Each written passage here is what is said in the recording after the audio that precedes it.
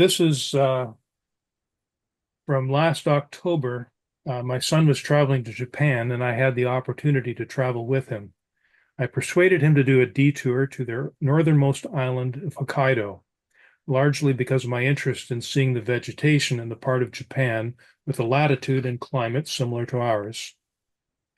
Although being able to get a tasting tour of the Sapporo brewery helped make my argument. We ended up spending 3 days in total. My experience of the countryside was limited to a day-long bus tour and what we could see from the train windows coming and going. Since I could not find any English floras of Japan, either as books or even online, all of my identifications are based first on the iNaturalist Artificial Intelligence ID, then research I did in iNaturalist of identifications of similar plants nearby to try to confirm them. And many of them have since been confirmed or corrected in iNat since my posting.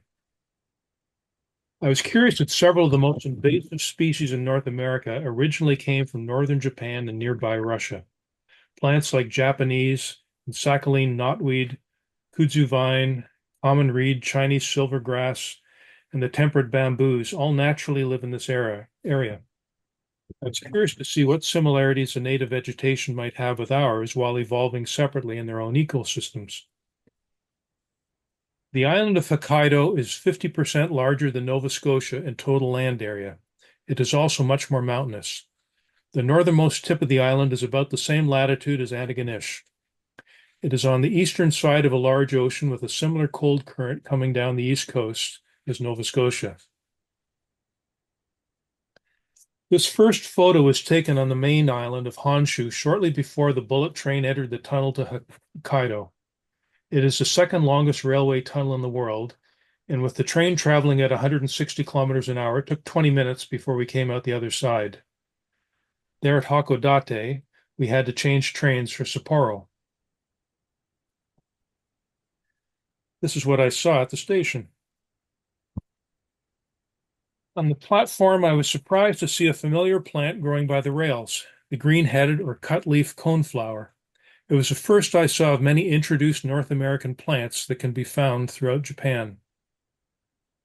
As we left the station, it was obvious that Hokkaido had a noticeably different vegetation and a greater openness than the rest of Japan. In fact, its flora has much more in common with the neighboring Russian island of Sakhalin. The plant in the foreground is Japanese knotweed. And this is the common reed, Phragmites australis, that invades our wetlands. It is considered native here. Sapporo is on the southwest coast of Hokkaido and is the fourth largest city in Japan.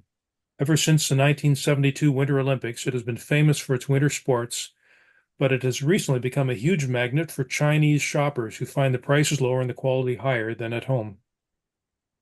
Sapporo lies at 43.06 degrees north, which is slightly south of Barrington, Nova Scotia, and equal to Portsmouth, New Hampshire on the New England coast, just south of Maine. It is also the same latitude as Niagara Falls in Ontario. Sapporo's monthly temperature has a high of 26 in the summer months, similar to Portsmouth, which is considerably warmer than Nova Scotia. The winters, on the other hand, are similar to Nova Scotia and colder than Portsmouth, but all 12 average monthly temperatures are almost identical to Niagara Falls. The annual precipitation levels are much wetter than Niagara, however, and very similar to Yarmouth. However, the variance in the monthly precipitation levels are the direct opposite to Nova Scotia, highest July to September and lowest in the winter, unlike anywhere on the East Coast, barring hurricane years. Until recently, Hokkaido was largely populated by the native Ainu, who were decimated by Japanese settlement in the mid-1800s, very similar to how settlement affected the Native Americans in North America. I did visit an interesting museum in Sapporo about the native Ainu people, but in general, I did not find them well represented. In and about Sapporo, I saw some more introduced plants that I was familiar with from Canada.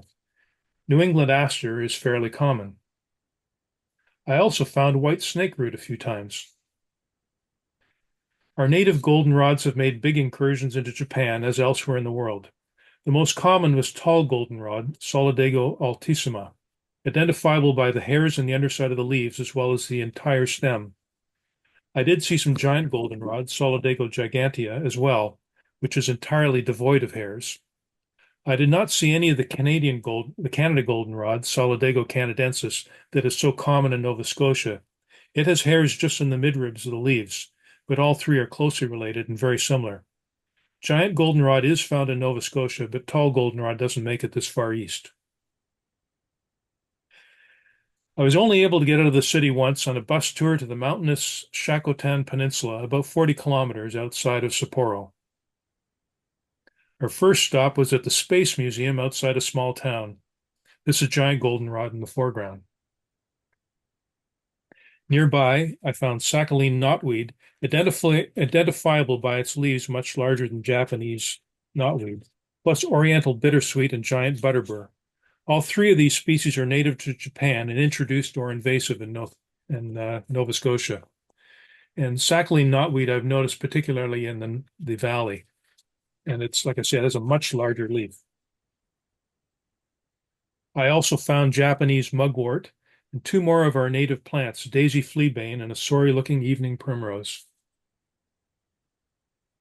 At the next stop, there were acres of silvergrass and other native plants, Siberian yarrow, Aster microcephalus, Asian poison ivy, and pearly everlasting, which is considered native both here and in Japan. Regarding the aster, this is a true aster, unlike the North American Symphotrichums. I found that many Asian plants do not seem to have English common names, too. During lunch, I wandered off through a small forest of Daimo oak. The understory was completely dominated by broadleaf bamboo, though some Japanese knotweed did manage to poke through in places. I've been unable to find a way to identify which species of bamboo I was seeing, but I'm confident it's the genus Sasa. With the bamboo so completely dominating, I wondered how the trees were able to get a foothold to regenerate. My search online told me that there are periodic flowerings followed by mass die-offs of the bamboo, which then allows other plants to establish before the bamboo can regenerate itself from seed. The trees often have a heavy mass seeding coinciding with these die-offs. I then stumbled upon an isolated cemetery. Many of the surrounding trees were covered by kudzu vine. I saw this in many places throughout Japan. On the ground, there were garlic chives and kneeling angelica, and at the edges, the spikenard Aralia cordata and several Korean mulberry trees.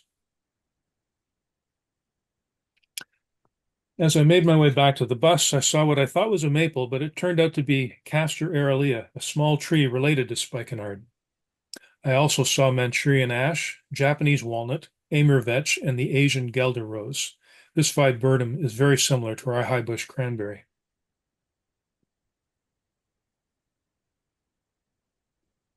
We continued along the coast to a headland with more silvergrass and stunted mono maples, and hillsides full of broadleaf bamboo. The bamboo growing in this more open exposed area seemed to be less dense than I saw in the forest, and growing amongst it was the native Thunberg's geranium, lesser meadow rue, Solidago decurrens, which is a native goldenrod, and what appears to be creeping bellflower. This one I'm unsure because it doesn't look much like the creeping bellflowers I've seen in Canada, but it is the only campanule I can see listed, an inat in Hokkaido, that comes close. This species is not native to Japan. In general, I was just surprised to find out that Japan in the fall was less colorful than I had expected. There was some color from Chinese sumac and the odd Japanese maple, but many of the trees seem to be turning brown and losing their leaves a few at a time, like I've seen in Europe. It made me appreciate how special the fall color that we get here is. So I can't say that this has been a definitive presentation of how the species that grow so invasively outside of Japan fit into their local ecology, but my take was that they are equally aggressive here. It is just that they find a balance with each other. Their individual niches look to be mostly defined by variances in soil and moisture. One species, like Japanese knotweed, may cover a drier outcrop or recently disturbed area. On a wetter site, it might be the Sakhalin knotweed. In more shaded areas, the broadleaf bamboo quickly dominates, but at the edges of the forest, kudzu covers great swaths of trees. In open fields, you see mile after mile of Chinese silvergrass with reed grass in the wetter areas.